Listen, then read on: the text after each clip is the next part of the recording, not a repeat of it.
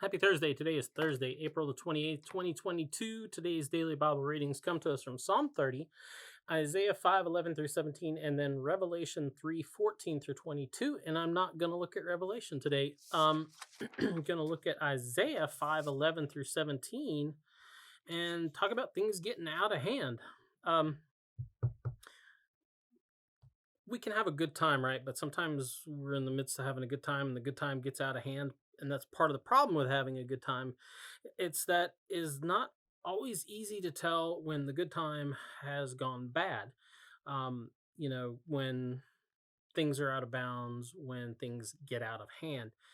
And so that's what is kind of going on in the text today here. God isn't saying that he has a problem with food and wine and feasts and song. That's not what he's saying at all. He isn't saying that they are in themselves exclusively bad, right? That they shouldn't be, drinking wine, and that they shouldn't be,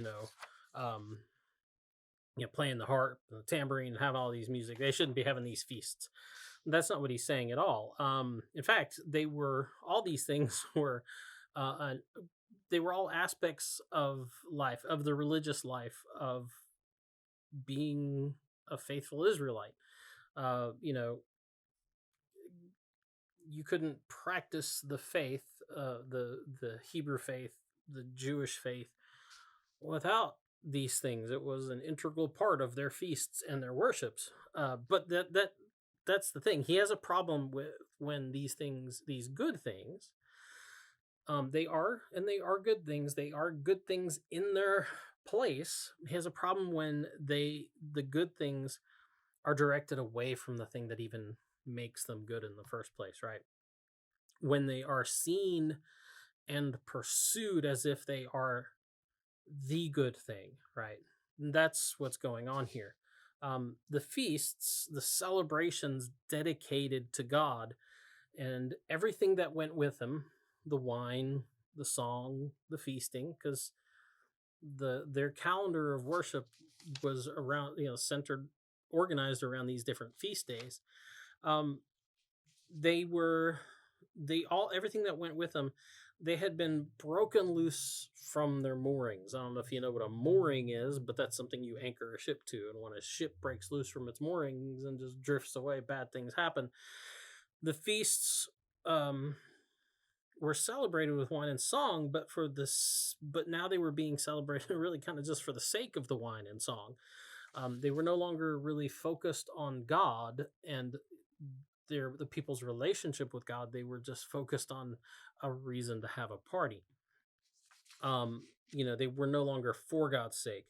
There was no regard for him, as it says right here. There was no regard for God, for his deeds, or for the works of his hands.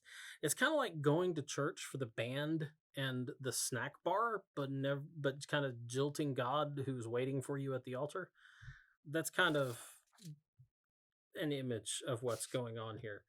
The outcome, God says, of this pleasure seeking, the seeking the joys of the feast table without suffering the Lord of the feast, is death and ruin. That's what he says is coming to the people of Israel, the Israelites, like the descendants of Israel. The party goes downhill once people forget what the party's all about. It goes down into the pit, and it just leaves ruin in its wake. But the good thing is that ruin isn't the end of the story. When the party is over and all the revelers have gone and things have grown silent, when they've all, gone their merry way, which is not a good thing here. When they're gone and everything's grown silent, and when, the new grass has recovered from being trampled into the dust, we're told that God will bring a new flock to graze among the ruins of a party that got out of control. Anyway, that's the DBR for today. Get out, enjoy the day, and we'll see you tomorrow. Boop.